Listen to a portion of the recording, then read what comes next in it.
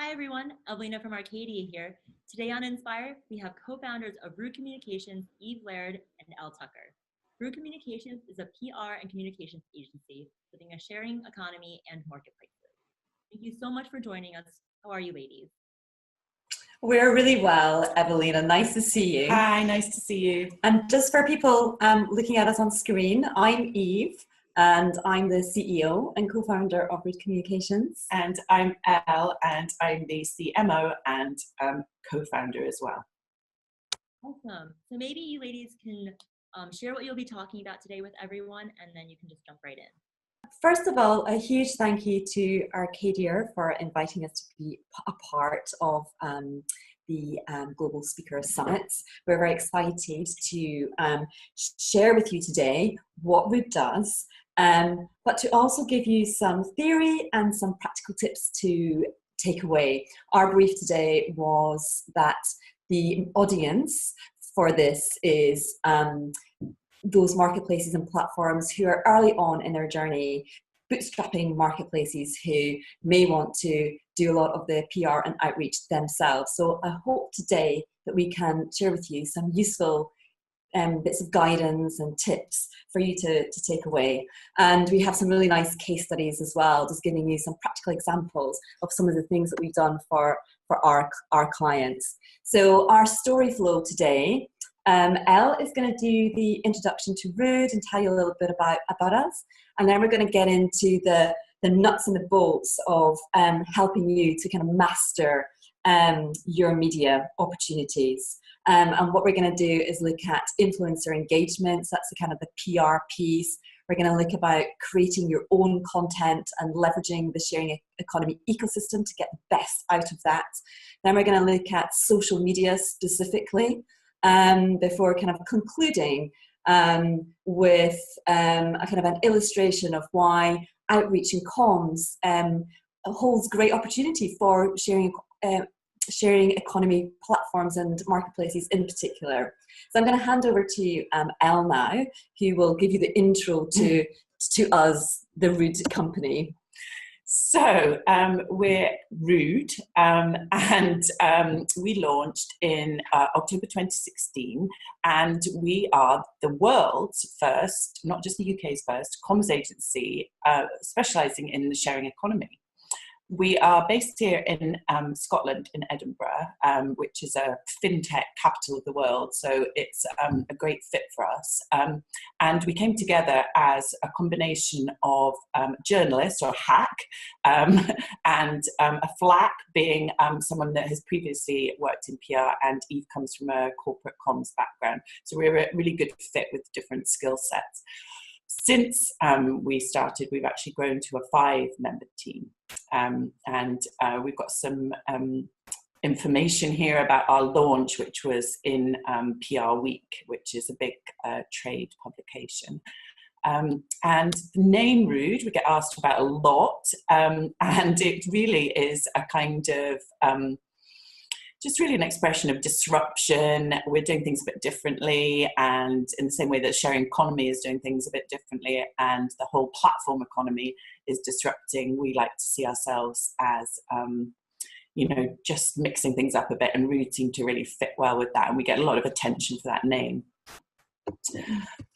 So what we do, and our Rude world really is divided up loosely into 3 categories. So we work with sharing platforms, that's peer-to-peer platforms, anything that involves sharing an asset. We've worked with anything from fashion and boats to the traditional sort of home sharing platforms. So that's the kind of first category. Secondly is the world of traditional corporates who really want to have some internal innovation and maybe buy a startup in their area that's taking on this peer-to-peer model. So we would work with that kind of organization. And then there's the sharing economy ecosystem. And this is a huge area because the sharing economy has lots of types of company around it that support it. So you've got the tech, the platform creators, people like Arcadier who actually enable platforms to be online in the first place. You've got InsurTech, And these are companies that have specific types of insurance that fit with sharing economy models. So it tends to be sort of on demand and easy gig economy and sharing economy insurance solutions. And then you've got trust tech. This is obviously trust is a really important part of the sharing economy because it's an agreement between two people. So there has to be trust there, and there are tech companies that make that a lot easier. Then you have property management, because Airbnb sharing comes with a lot of work. So you can have companies who make that easier for you. And then there's the regulation policy that surrounds the sharing economy, such there are new trade bodies, especially in the UK. We've got Sharing Economy UK, and we work with the UK Short-Term Accommodation Association, who help to make sure that the regulation surrounding home sharing is as it should. Here's a selection of the clients that we're working with at the moment. Gig economy, sharing platforms, and companies that support the economy. Reshopper in the centre there, they're actually a marketplace, so it's peer-to-peer, but e-commerce and reselling. We've got platforms. SharePlant, for example, are a platform who share construction equipment. We've got Spot Host, who are a serviced accommodation for Airbnb hosts. So a real range of clients who we love working for, and there's a huge amount of variety there as well. So that's a really exciting part of what we do. Each day is different because although sharing economy brings it all together, the actual sectors that these companies work in can be really varied. In terms of our service offering, people ask us, well, okay, you work with the sharing economy, but what do you actually do? So the way that we kind of define it is that we leverage both earned, owned, shared, and paid media. So this can involve strategy when people really don't know what to do. So we help them to work out a comms platform. We help them to establish a value proposition, work on their key messages. Then we take that a bit further and we can help them to do some traditional PR and get them coverage in print or online with broadcast media, and we'll even help with media training as well if they're going to appear on radio or TV. We help them with influencer engagement, getting the right people talking about them, so that there's real value and that there's a buzz being created by the right people, and it's being, the messages about them are reaching the right people. We help them with their social media management. Social media is a really important way of getting messages out there, whether it's content that you already have produced yourself, or it's sharing content that's been written about you. We'll get onto that a bit later. Content marketing, we help people with their blogs and guest blogs, because obviously we can tap into our ecosystem of sharing economy businesses to enable that. And we also work in public affairs as well, because there is a real need in amongst the sharing economy to make sure that the right messages are out there about this this nascent economy, and there's a lot of work to be done to make sure that people get positive messages. So that covers off the kind of services that we offer. So that's Rude in a nutshell and what we do. But today we want to help you to help yourselves. And so now we're going to get into the nuts and bolts of the various opportunities that you have to leverage and increase your visibility. And if you're wondering why there's a picture of some cherries on the slide there, it's because we think that as a two-sided platform, you actually have many opportunities to raise your visibility, and we're going to talk about some of those opportunities through some of these channels. So we're going to talk about earned, owned, shared, and paid. So we're going to talk about earned first. So earned media. What is earned media? Earned media is when somebody else talks about you. So it's that third-party endorsement. The advantage of third-party endorsement is that you have credibility because somebody else is speaking on your behalf. The disadvantage is that you can't always control the message, but that's just one of those. That's one of those things. And earned media is newspapers and magazines and radio and TV, but it can also be word of mouth, and it can also be sharing on social media. So it's any context where somebody else is having an influence on your brand and your message using their own words through any of these kind of media. And this is some of the earned media that we have achieved for our clients. So we have a selection here of broadsheets, national, high profile, right through to very niche interest, very influential. New Scientist is very influential, but it's very niche in that kind of consumer science field. Gizmag and Slash Gear, obviously they're kind of very, for the techies. The Daily Telegraph, that's a broadsheet in the UK, that's national, high profile, and BBC again, kind of national, high profile. So here's just kind of a real mixture of different types of publications and media outlets where we've achieved coverage for our clients. And we'll talk as well about strategies for targeting these different types of media. So we've come up with 5 key principles that we think you must do when you are planning to engage with the media to generate coverage for your platform. So the first thing we think is so important is the strategy. Why are you doing it, and why do you want the coverage? We have people come to us and they say, we want to be covered by the Huffington Post, we want to be in Forbes, we want to be an entrepreneur. And what we say to people is that coverage for the sake of coverage is meaningless. You need to be where your audiences are. So you need to think about what it is that you want to achieve coverage for. So what is your business goal, and how does the comms fit in with that and help you achieve that? So, do you have a crowd fund going on? Then who are the likely investors? And then that's where you need to think about your media being. Your two-sided marketplace. Is it the service providers that you want to target, or is it the service users?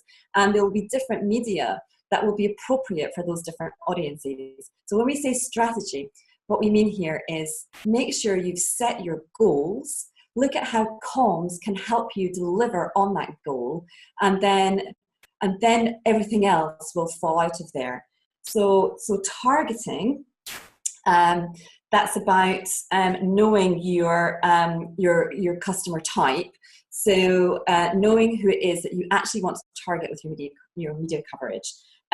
So create that customer avatar, know their habits, know their preferences, their opinions, know where they hang out on social media, know what publications they read. And then that will help you to align your target with the people who are most likely going to influence them. And then you can research those influencers, those publications, and then you're halfway there. Once you know who you want to target from an influencer perspective, then it's about building a relationship with that person. And you can put a lot of energy into following that journalist or that blogger on social media, liking or retweeting some of their articles, even commenting. So you at least get on the radar of that person before you go in with, the pitch. So then we get to the pitch, and the pitch is all about making sure that you approach a journalist or blogger or another influencer, a commentator, anyone that you want to talk about you with something that will be interesting for their readership. So rather than thinking about it from the perspective of what message do I want to impart, although that's important because that fits back with your strategy, you should also be thinking about what does their readership want to hear? How can I frame my message, my story, so that the journalist or the blogger will want to cover it and deliver it for their readership. Because at the end of the day, their priority is their readership, not your message. So the pitch is all about, finding an angle that sits with the interests of the journalist and their readership. And there might be lots of opportunities for things that you're doing that you can kind of frame within your pitch. There's many different things that you can go to a journalist with. You might have something really new and exciting that's happening, like a launch, something like that. You might want to talk about you personally. You as a founder or a co-founder might have a really interesting story that can generate coverage. You might have won an award. You might have created some data that validates some kind of trend that's out there that you want to share. You might be doing something very local that it would be interesting to some local press. You might want to invite people to an event that you want to share. So there's lots of things that you can think about in terms of hooks for your pitch, and then framing that pitch within the context of something that will be interesting for the journalist to write about. And then lastly, it's your assets, your media assets. So that's just literally having some written material that you can share with your journalist or your blogger. It's the visuals, it's your logo, it's having access to case studies, so make sure your case studies are briefed. Journalists and bloggers love case studies because it brings a story to life. You can speak to an actual person and get some actual context and a real life example. So make sure that your case studies have agreed to be case studies and are happy to be contacted. So those are our kind of 5 kind of key principles as to how we think that you should go about engaging with influencers to generate coverage for your platform or your marketplace. Another thing to think about in this context is just your own commercial goals, your own timeframes, and then thinking about the media that might be appropriate within your timeframe. So, for example, newspapers. If you have a short time frame, newspapers are very immediate. But the cons are that they have a very short shelf life. Often they're daily, so the news moves on very quickly. Magazines, they often have a much longer lead time, so you should be planning several months in advance. The demographic for magazines is often more targeted. If you want to target your service providers, you might target a trade publication that's published quarterly, or if you want to target your service users, you might approach a consumer magazine that's published monthly. So just kind of think about those timeframes, and then the advantage is the demographic is much more niche than a newspaper, and as we said, longer lead time. So just be kind of cognizant of that. TV, there's TV that tends to be very immediate as well, high reach, high impact, but very short on airtime, so short slots. Radio, again, high frequency, good targeting, but obviously it's limited to audio. It's more difficult kind of to share on social media, shorter airtime. And it doesn't show up on search engines either, does it, when it's an audio, which is always a downside. Yeah. But great if it's a program that's really it's listened to by your demographic. So there's always value. And then blogs, again, the great advantage of blogs is that they are very demographic targeted.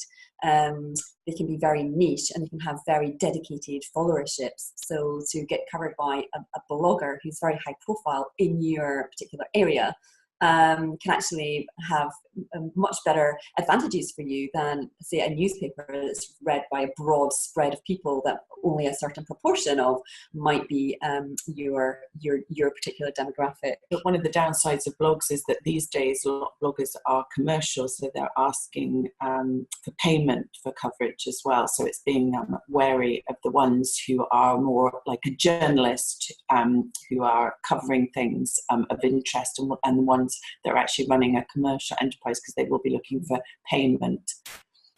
But I guess so with this, with your kind of your earned and your owned and your paid and your shared, they all work together, and hopefully we'll show you that as we work through each of these kind of strands, that they all kind of work together. And paid is just another strand. And, you know, paid is, you know, your boosted posts on social media. It's your sponsored ads on social media. It's your advertorials that you might choose to pay for in a magazine or a newspaper. And I think blogs kind of fall into that category. It's just another paid option within the other options. It's almost like on every kind of platform there is a paid option. There's a paid option for your earned media in magazines and newspapers, because you can do advertorials. There is a paid option on social media because you can boost posts, and so this is a paid option on blogs too. So earning your own media are rude routes to coverage. So when you are approaching your journalist or your blogger, there's several things that you can kind of offer to entice them to cover you. Something that can often work very, very well is offering an exclusive. So if you have a list of your kind of target publications and you're ranking them by desirability, like, oh, we really want to be covered in this high profile publication, that'd be really important for us, then what you can do is you can go to that publication and offer them an exclusive. So you only pitch your story idea to them, and then you wait for a response to see whether they're going to cover it or not before you then offer that out to somebody else. That's worked really well for us, it's a good way of hurrying journalists along as well, because if they know that you will then offer the exclusive elsewhere, it can be quite a good incentive for them to actually get back to you as well. So the exclusive is a really good way of securing coverage within your really high value publications. And then once you've secured that exclusive, then there's no reason why you can't then go out to other publications that are a little bit lower down on your list with a similar pitch. And what we said here is the one-to-one pitch. That's kind of, getting on the phone or an email and just kind of pitching that out, but you're not pitching it out as an exclusive this time. So it's for anyone to pick up, really. But they might be more interested in it knowing that it's had an exclusive in a high-profile publication, which is always good. Yeah, that's a really interesting thing about media, isn't it? It's you can generate more coverage through your coverage. So if you get coverage in a high-value publication, then some of the other publications further down the food chain will look to that publication almost as an opinion leader. Yeah, that's what happened. What happened with us with the coverage that we got for our client in the New Scientist. We felt that there was a real ripple effect from that. Yeah, it's kind of the opposite of going out on a newswire. So we've got kind of newswire here as well. And sometimes we use a newswire, and sometimes that's just to kind of get visibility on a broad spread, isn't it? If your news is perhaps kind of not as exciting that somebody would exclusively cover it, then you might want to put it out in a newswire to kind of get that broad spread. Yeah, for example, we've recently done some media coverage on a new appointment at a company, and that's not worthy of an exclusive, but we did want the client to get some news out there about it. So that kind of piece of news, although it's really kind of quite niche and quite an industry piece of news, to get it out onto the internet really and being spread around as a piece of news, a newswire is a good way of doing that. Yeah. And then there's also expert comments. So if a journalist is writing about an article, sometimes they are actually sourcing people who could comment on that, somebody who has specific knowledge about that industry. So you can almost pitch yourself out as, I'm an expert on this, this is my background, and this is my opinion, so that they know that they can come to you for an opposing view, for example. And it might just be a sentence or two within a larger article, but it's still coverage. Yeah, exactly. It's still profile. And then obviously, kind of similarly to that is like the interview. So pitching yourself out as an interview candidate, somebody available for interview to talk about, a certain topic, whatever the topic, the context that your marketplace is in. If there's kind of issues that you have an opinion on, then you can pitch yourself out as a person who's willing to talk about those. And that allows you to not only profile yourself, but also your platform or your marketplace too. So this is an example of where we did an exclusive followed by one-to-one pitching. And this was for our client Reshopper. Reshopper are based in Denmark. They're a peer-to-peer marketplace for buying and selling used kids stuff. They launched in Denmark in 2012. They operate in some other markets in Europe, like the Netherlands, and they were launching in the UK. And we secured an exclusive for them on a very high-profile consumer radio program, BBC radio program, which they were delighted with. And then following that exclusive, we were then able to kind of pitch it in elsewhere. And this was another example of some print media, this time in The Sun, which is a large circulation daily national newspaper. And one of the ways that it was easy, it was a good way to secure the print coverage after the radio was when we approached The Sun, we told them that it would be a print exclusive. So this is another part of the world of exclusives. The radio had done the first piece of media coverage on it, but The Sun were pleased to know that the story hadn't appeared anywhere in print. So sometimes you can offer an exclusive based on the type of media. Mm-hmm. Yeah, that's a really good piece of advice. And then this is an example of the interview stroke expert comment route. And this is for our client Guardhog. And Guardhog is an insurtech innovator. They provide insurance for the sharing economy. So it's on-demand insurance only when you are participating in sharing activities. Their main product is host cover. So it's for people when they are home sharing, to protect themselves when they're home sharing. And the co-founder, Humphrey Bowles here, who you can see, he was covered in Insurance Post. So that's a trade piece, a trade publication for the insurance industry. So he's building his profile within his industry marketplace, but as well as being a co-founder of an insurtech company focused on the sharing economy, he also participates in the sharing economy. So he is an Airbnb superhost. So it was great that we could leverage both sides of Humphrey, his kind of professional side to get some kind of trade coverage, interview with, but also his personal side as an Airbnb host. And he was interviewed and provided his 10 hacks to help you survive and thrive as an Airbnb host for the Good Web Guide, which is an online magazine, very consumer focused. So he's hitting two audiences there just through pitching him out in a different context. So that's another example of something to think about.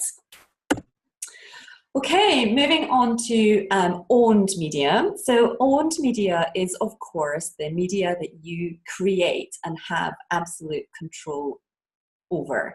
So here, this is our Rood owned media. We've got our website, our Rood blog, our Rood social media channels, and you will have similar.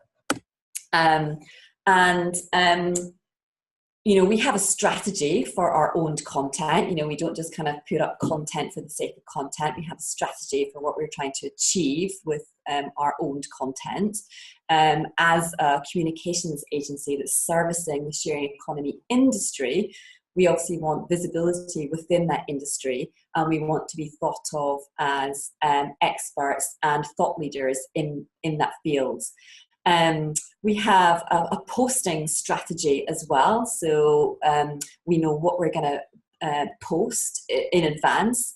So we post fortnightly, and we rotate on a fortnightly cycle an infographic, something that's shareable, visual, but adds some value to the sharing economy industry. And an example of this is here on the left, we've got the Root 5 C's driving the sharing economy. So it's a nice infographic just looking at capacity, connectedness, crowdsourcing, costs, and collaboration as kind of tenets of the sharing economy.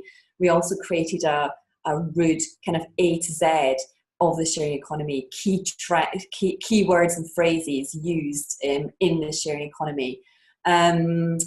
We actively work with partners, again, to increase our visibility. We did for Share Tribe, a marketplace creator similar to Arcadier, a PR guide for marketplace startups, which is hosted on their site that we kind of blogged about on our site. And then we do interviews with platform founders, other kind of leading figures in the sharing economy, just to get some fun perspectives and insights into their day job, their challenges, and just who they are in life. So that's kind of what we do from our owned content perspective. So our Root, we have a formal Root partnership outreach program, and the reason that we think this is really important for sharing economy companies is because we know that sharing leads to more sharing. So if you are already, on Borrow My Doggy and you're sharing your dog, you're probably more likely to also be on Airbnb and sharing your home, and on BlaBlaCar and doing ride sharing. So there's like cross-pollination there. And we think this is really important for our sharing economy companies, because you can leverage by increasing your visibility with other marketplace providers. You can increase visibility with their user base. So that just helps to raise visibility with people who are already sharing, which is, a very valid growth strategy.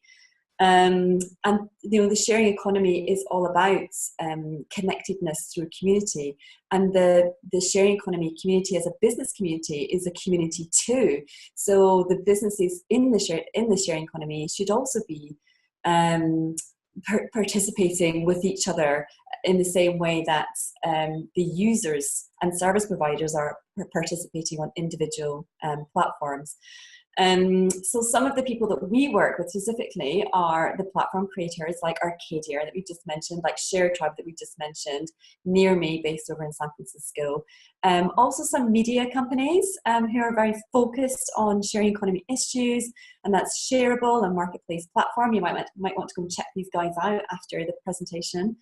And then Share Market is interesting. It's a global directory of sharing economy players and companies and platforms and marketplaces. So it's a really interesting and useful kind of go-to place. And we're seeing more and more of these directories pop up. So we're very much active in sort of seeking out potential partners. So expect this list to grow. Watch this space. So we think that partnership is really important for sharing economy companies as a growth strategy. And just to use Guardhog as an example again, so Guardhog, our our sharing economy insurance company, they have their own blog. It's called The Guide to Sharing. And the main objective for that blog is for their user base, so the people kind of Airbnb-ing their homes or short-term letting their homes through many of the home sharing platforms that are out there, to provide them with kind of useful hints and tips when they're home sharing.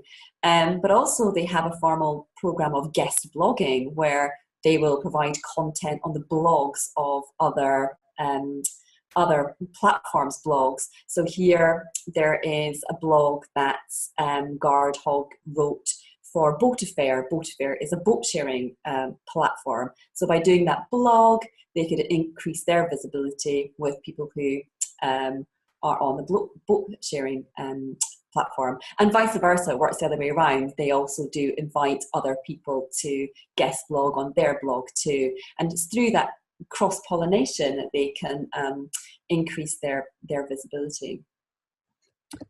Shared. I'm going to hand over to Elle now, who's just going to talk a little bit about how you leverage your social media channels.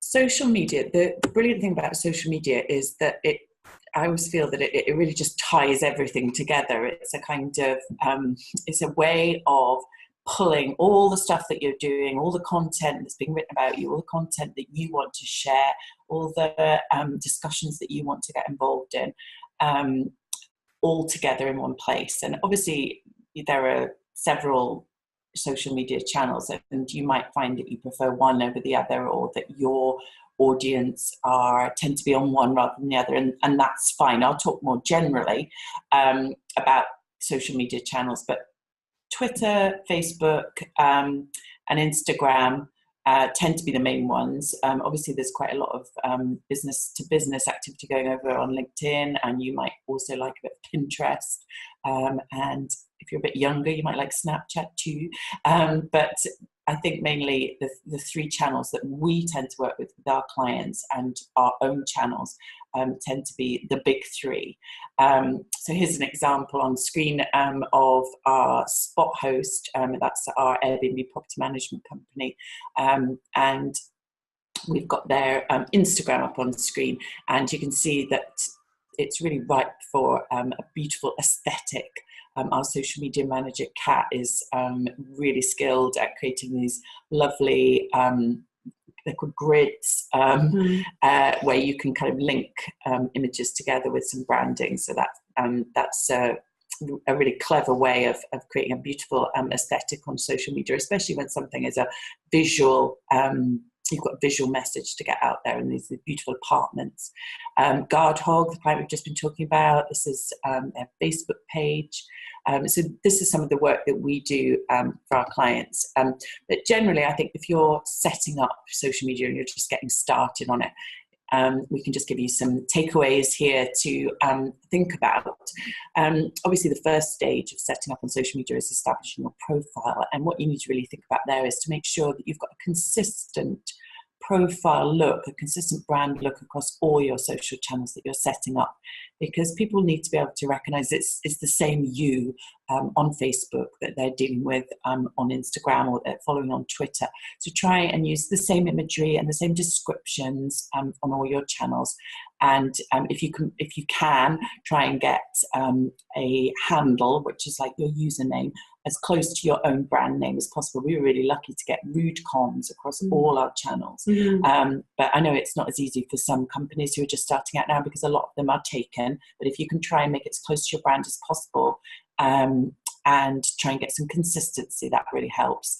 Try and create a look and feel that's, we call it a strong aesthetic, so that you can draw people into your channels and make it look like it's something that is an extension of your website, really.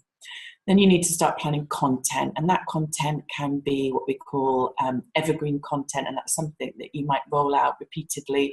When you saw our infographics that we produce, the A to Z of the sharing economy, that's something that we share quite regularly, and every time it gets lots of follows and likes.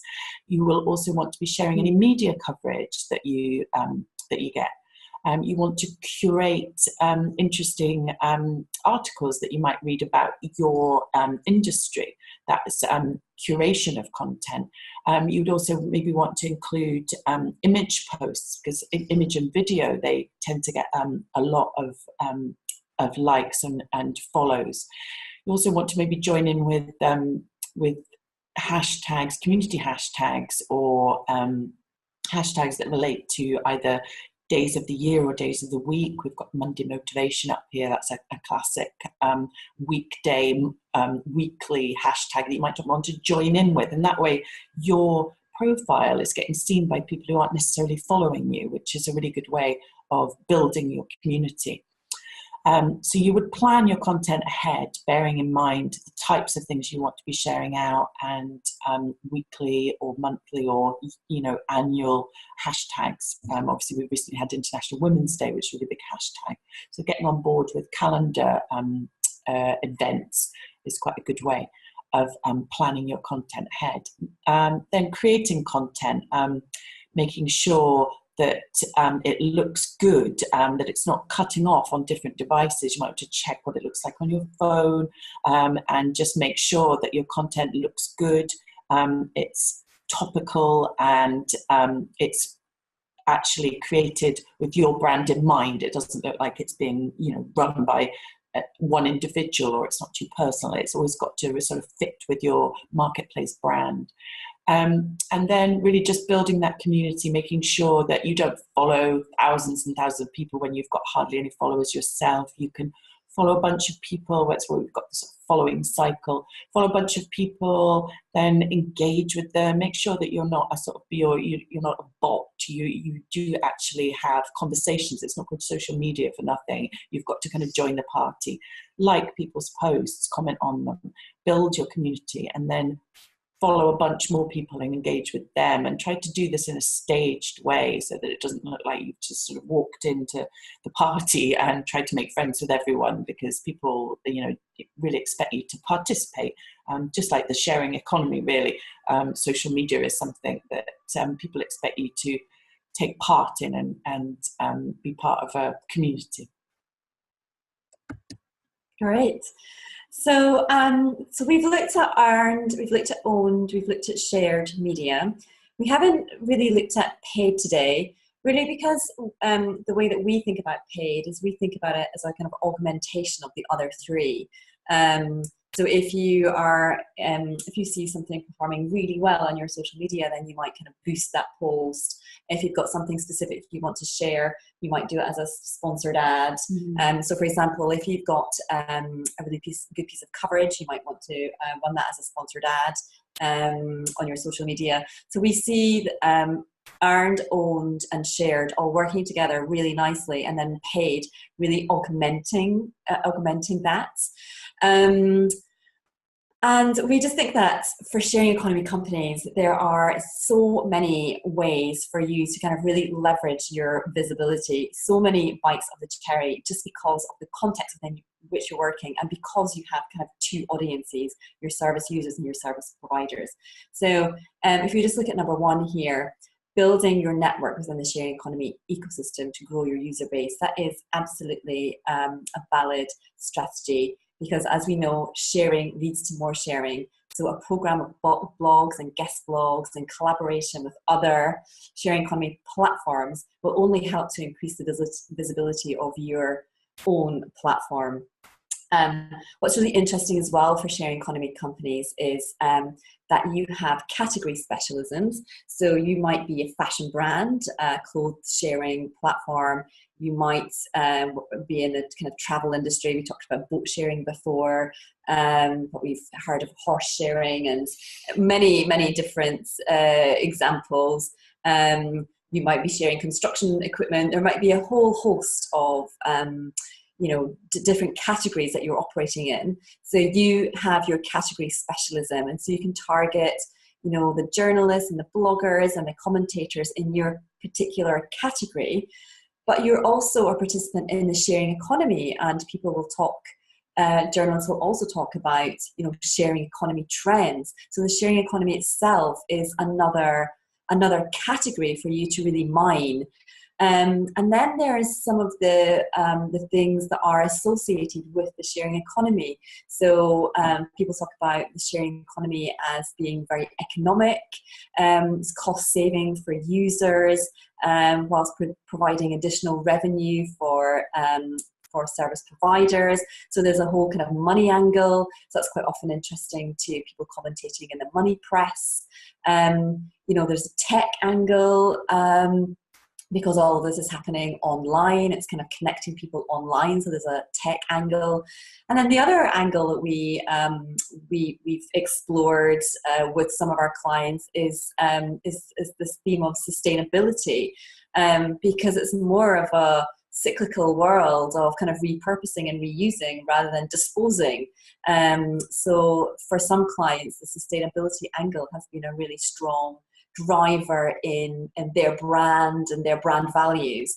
So as a kind of a category, you have so many different angles that you can kind of really explore, from your niche specialism, the sharing economy itself, and then some of the advantages of the sharing economy business model generally. And then also you have two sets of customers. You've got service providers and service users. And in many cases, the comms that you create for those people might be the same, but in some contexts they will be different.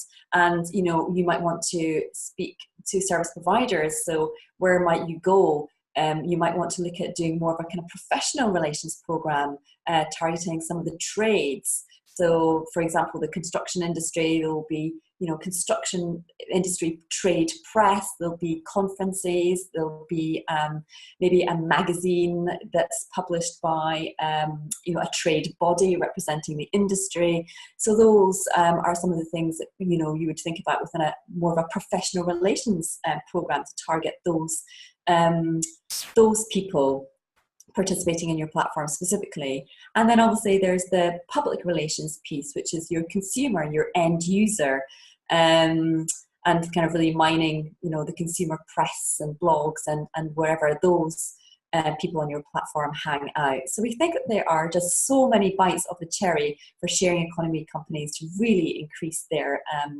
visibility. And we hope that we've given you some ideas and some food for thought today to take forward when you're thinking about your own strategies and where you want to expend your own efforts. We certainly enjoy working in this area because it's so diverse and so interesting and so challenging. And that's why we think that we are very different as a PR company, because we don't just have kind of one category specialism. We understand the value in working across categories. Every day is different. Every day is different. Every day is different. And it's an exciting world. So thank you very much for listening, and thank you to Arcadier for inviting us to share with you all what we do. And thank you very much. Thank you, ladies. That was great. Definitely super interesting. And you're right. I mean, communications and PR is just a whole nother animal and extremely difficult to conquer if you can actually ever conquer it properly. Yeah. So we definitely have lots of questions for you. Okay. So to start off, how is communications for the sharing economy different from regular or normal business communication? Yeah, we get asked that a lot, don't we? Well, I think just that concluding slide that we had there, it's more about the opportunities that are different. I mean, I guess as a discipline, communications, every company needs to create communications that speak to their audiences in an authentic way. So that part doesn't really change. But what the opportunity is for sharing economy companies is just the breadth of opportunities for visibility. So that's what we would say is the main difference for sharing economy companies, and just being part of an industry and really being able to leverage that industry. So if you're a home sharing platform, to build a relationship with somebody who's also in that kind of travel sector, maybe not another home sharing company, but maybe a boat sharing company or some other kind of company that's kind of involved in that kind of travel sector. So all kind of like feeds into each other and enhances and augments. Yeah. Yeah. Relationship based, very much more like it doesn't have to be competitor per se, but somebody. Yeah, exactly. Very cool. So what do you guys think is the most important thing to take into consideration when you're creating your communications strategy plan? I know that you guys had all the different points, but if you had to choose one from your top 5, what would you focus on the most? Well, I mean, on that top 5, like we don't think that they are mutually exclusive because they are a sequence of events.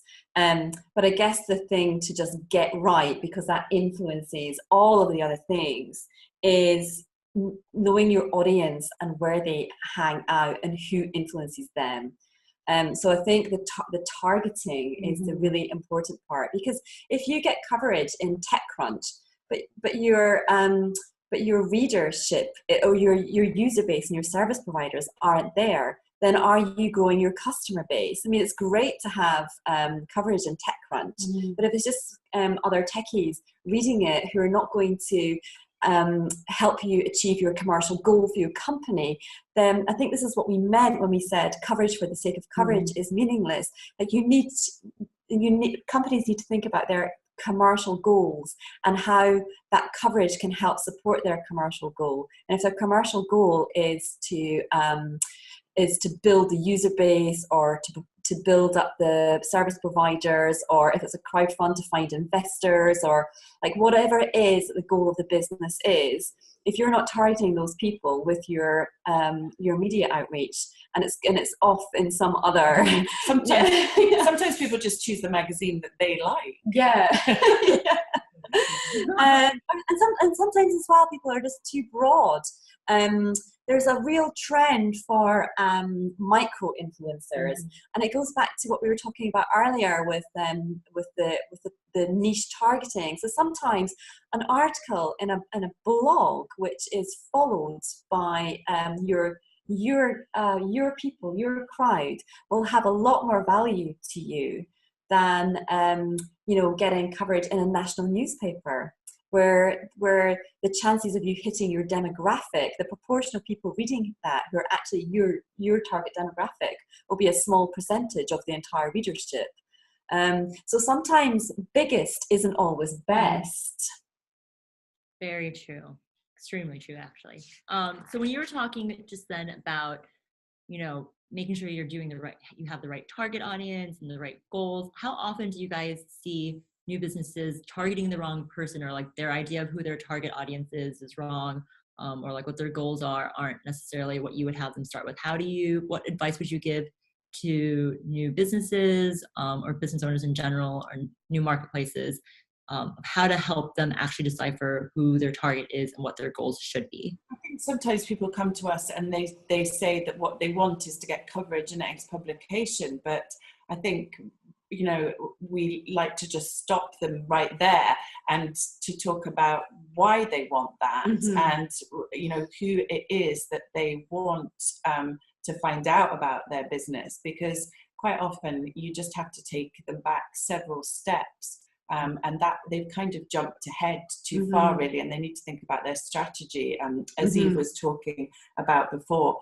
And so it's really just kind of saying stop right there to people sometimes, and saying, well, let's park those ideas for these great publications that you want to be featured in, and it could be that further down the line that this coverage does happen for you, but as Eve says, coverage for the sake of coverage doesn't, is of no value. So we need to rewind, and it could be that in the end they do get featured in these magazines, but it's not necessarily going to be the case, because it's a double-edged sword. If you do happen to achieve coverage in a magazine that's very desirable for your clients, but it doesn't fit with their targets, and it's not aligned to kind of a strategy and a business goal, then what will happen is that the coverage won't deliver for them, and they won't see any value in the PR. So they'll say, yeah, we got this article in X, but we didn't get any traction on it. and then they're disappointed with the PR, the output of the PR, because they haven't seen any impact on their business. So that's what we really try. And we need to be cautious. We have to be cautious of that. Yeah, absolutely. For sure. So kind of related, but a little bit different. Coverage for the sake of coverage isn't necessarily good. But so I think you guys are probably familiar with the saying, like, any publicity is good publicity. Yeah. And you obviously, when you were first talking, you were talking about third-party endorsements, and you can't always control them. So what are your two thoughts on about any publicity being good publicity? True or false? Thoughts? So not true. I mean, you just need to look at the publicity surrounding Facebook this week. They've been in the news, and their stock, their stock prices have dropped, and people are coming off the platform. I mean, they've certainly had a lot of publicity this week, but has it worked out well for the company? I think they're kind of, a case right there for no, that's not true. So I don't think Mark Zuckerberg is sleeping very well this week. So I think that's just a really good example. All right. Well, definitely, I think we got our answer on that. So I guess alongside the whole coverage and for coverage sake, and these common mistakes that new business owners make when they're talking about strategy and communications, what are the other maybe 3 most common mistakes that you guys see when it comes to PR and communications for new marketplaces or businesses?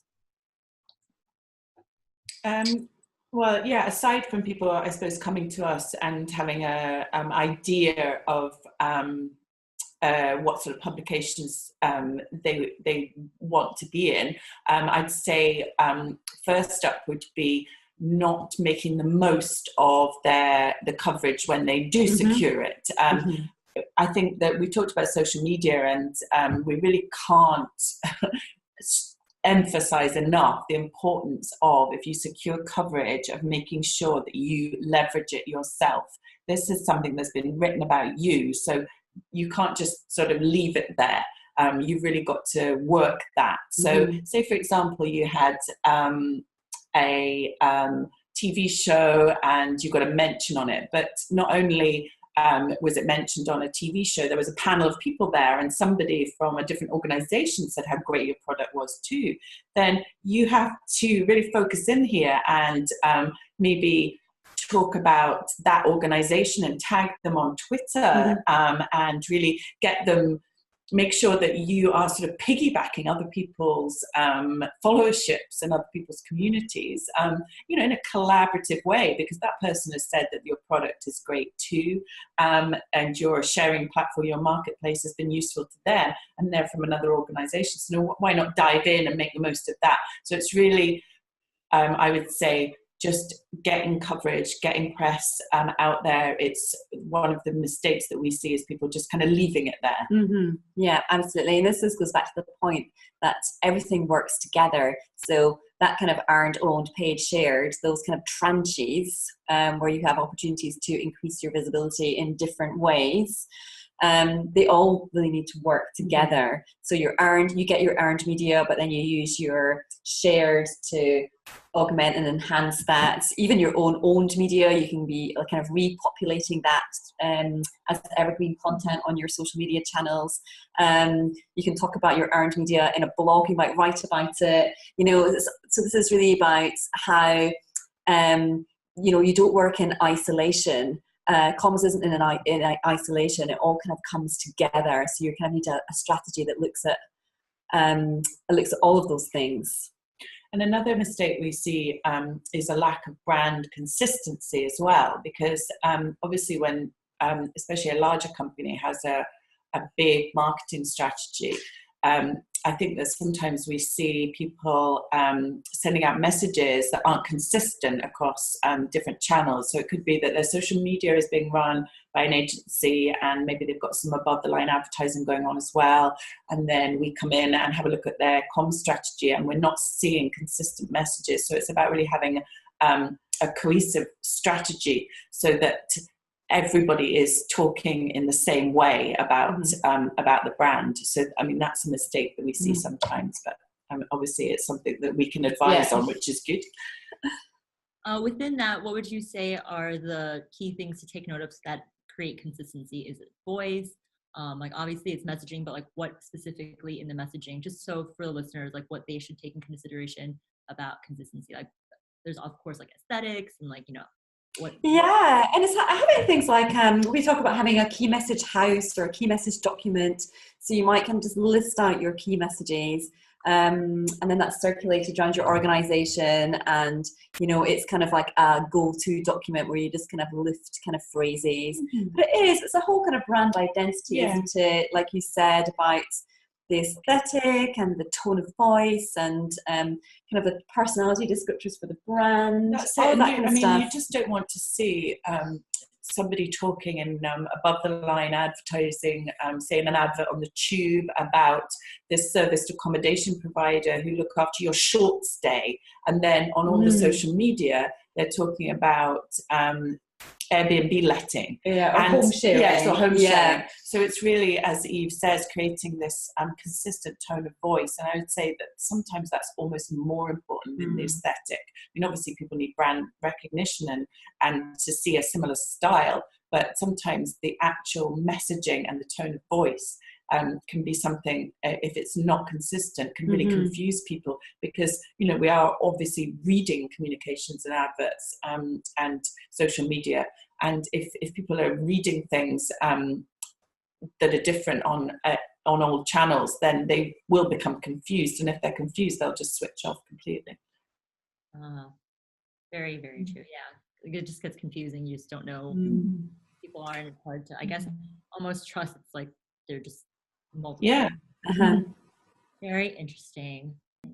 So on that note, about targeting, a lot of the listeners right now are probably marketplace owners, and they obviously have to target their communications both to the buyers on their marketplace as well as the sellers on their marketplace. So how would you, and we actually talked to Sarah from Dinley about trust in the sharing economy. I guess I wanted to pick your brain about how do you think, how do you use communications to build trust within this? And is that different between the owner and the buyers? And is it different between the owner and the sellers? And obviously also the sellers and between sellers and the buyers? It's probably multifactorial, really.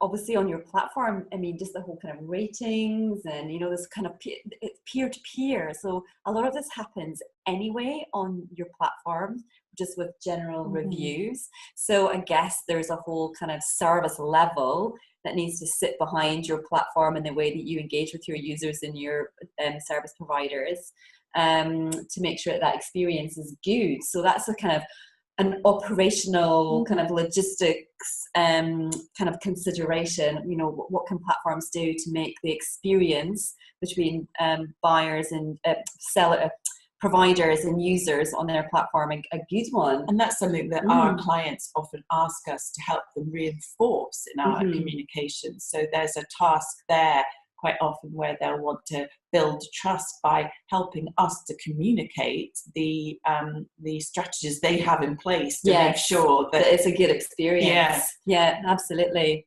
Yeah.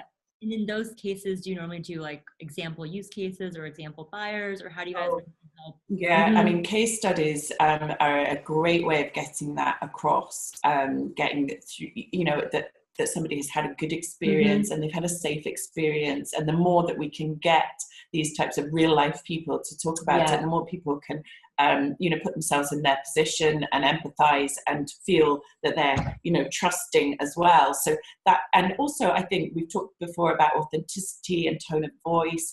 And I think that using the right language and creating the right key messages that support this trust is really important. So it's using language that we can help our clients to work on, that people will feel that they can trust as well. So there are certain words out there that might make people feel they're not sure about something, and other words that they would feel more compelled towards, trusting a business if they're speaking that particular language. So it's working on that as well. So it goes really quite far back into the strategy, this trust building, because the sharing economy means that people are dealing with people and not just businesses. And that's a kind of new model, and people need to feel that they're doing something where they're not going to be, at risk. Yes. Yeah. Wow. So, okay. So on that note, you guys obviously work with a lot of different sharing economy players, as you mentioned. So based on your experiences, what you've been seeing in the market, on marketplaces and sharing economy, where do you see the future of sharing economy going? Like, what are the trends that you see? Where do you think, what's in the future, do you think? Well, it's interesting. We talk about this all the time. There was a quote recently in one of our interviews. I think it actually might have been Sarah Deemley, who you're just talking about. She talked about how somebody had said, and I don't know who this is, so I can't attribute the quote, but that soon the sharing economy won't be called the sharing economy, or just be called the economy.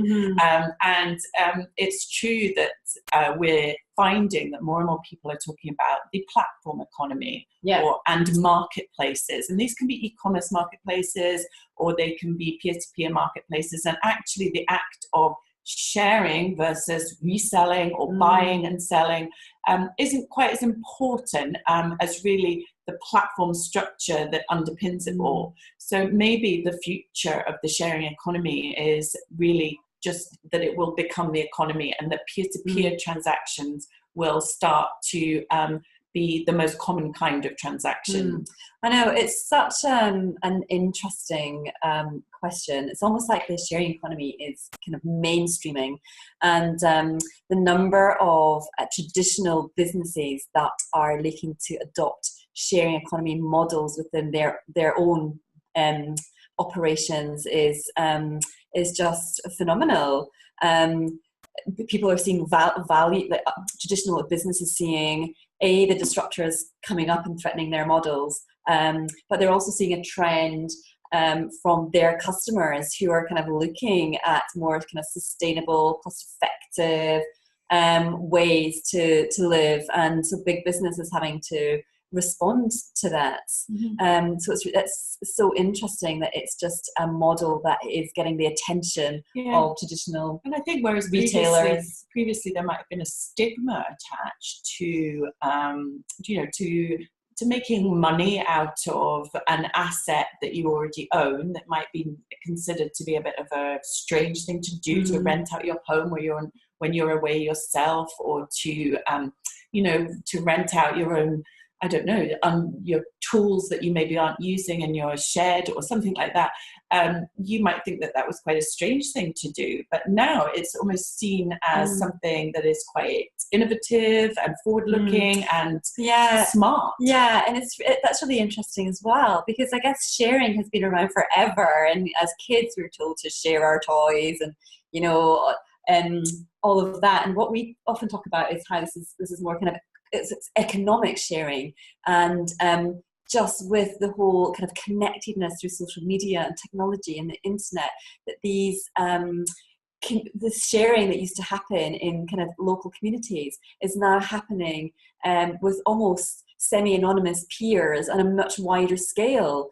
So it is coming back to those principles of sharing, but with we live in an economic world, so it has an economic context. And it's so much easier as well. We talk about, as an example, we have a boat sharing platform that we work with, Boat Affair, and we were talking about how if we, in the past, pre-internet, pre-technology, if you'd wanted to borrow someone's boat for a week and they were in the south of France, how would you go about that? Would you write letters? Go to France, go to the pier, find out if anyone's renting a boat. Yeah, it's quite time consuming.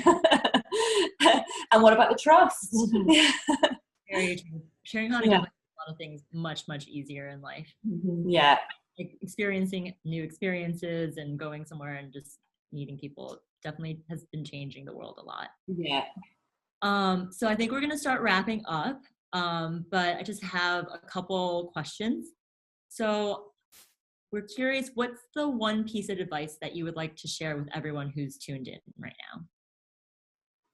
The one piece of advice out of everything we've talked about. I'll go. Okay. Well, I would say since we've set up Rude, we have constantly been listening to our clients and been participating in this world. And I would say that on a monthly basis, we sit down and we try and work out how we can adapt to make sure that we're providing what people want. And I would say if you can just be as flexible as you can in your business and really listen to what people want, and not, I mean, obviously it makes sense to have a plan, but you have to be able to go in a different direction if that's the case. And I suppose just being not too rigid and you know, just being responsive is I would say a really important piece of advice, because we have gone off on many paths on our journey and learned such a lot along the way. And I think it's been a real benefit to us that we did not have a straight path and a goal ahead of us at the beginning, because you know, we just didn't know, and we didn't know how much the sharing economy was going to grow. And if you know, just in the short space of time that we've been going, we're seeing attitudes towards what we're doing changing and interest growing. And I think we've been really receptive to that, and that's definitely worked for us. Yeah, absolutely. Yeah. Awesome. Eve, is that the same piece of advice you'd like to give, or do you have a different piece that you'd No, like I think that's I think we've given lots of advice. And I think that was a really nice summary, just that agility, just being able to respond to your environments. Yeah, absolutely. And then the last question that we have for you is, what inspires each of you? For me, actually, on a personal level, what I really love to do in life is to travel. I find it energizing and exciting, going to new places, meeting new people, learning about new cultures, learning about the history of a place. So on a personal level, I would just definitely say kind of adventure travel, being intrepid, which I think fits into the sharing economy really well, because the sharing economy is all about kind of enabling participation. And the sharing economy, you know, I could go to South America and stay in the home of somebody in Buenos Aires, and you know, take around the local area and you know, learn. And so I think that my personal aspirations for traveling fit really well with many of the principles of the sharing economy, which is about enabling kind of participation. Awesome. And Elle? Well, I think in a way, again, this sort of fits with what we're doing here, that anything that is innovative and different and disrupts the status quo, a different way of doing things, inspires me. And I love when people have the vision to look at a way that people have been doing things for years and say, let's just do it differently. And this is, again, it connects back to the sharing economy in the sense that there is a lot of businesses out there who are just really looking at their model and saying, we're the first people to do this. And I think that what's inspired us with Rude was when we launched and we found out that we were the first comms agency with our specialism in the world, that it's very inspiring for us on a daily basis to work with businesses that have the same sense of innovation. So really, yeah, that idea of being a trailblazer, I would say, is very inspiring. Wonderful. Thank you so much. Okay, so last question is, what is the best way for everybody listening to reach out to you? Whether they have questions or they want to actually engage in your services, what's the best way to reach you? Well, we love an email. So you can check out our website, which is at www.rudecommunications.com. And there's a contact section on that site. But our email address for general inquiries is info@rudecommunications.com, and I will see that email, so you will get my full attention. We love Twitter, and we're really close to the 2,000 follower mark on Twitter as well. So if you could follow us, we would love that too. So we're at RudeComms on Twitter, and we're also on Facebook, unsurprisingly, and Instagram. Yeah. So LinkedIn. LinkedIn. You can find us on LinkedIn. Yes, we're building a followership there as well. So any social media channel, and you'll find links to all those on our website too. So we love the tech. So you can get in touch by any of those methods, and we will be right back at you. Wonderful. Thank you so much, Eve and Elle, for agreeing and talking about PR and communication tips, as well as your thoughts on the sharing economy. For everybody that's listening, it's been Rude Communications, and definitely check out their website, follow them on social media. All the tags and handles and everything are below. And thank you so much, ladies.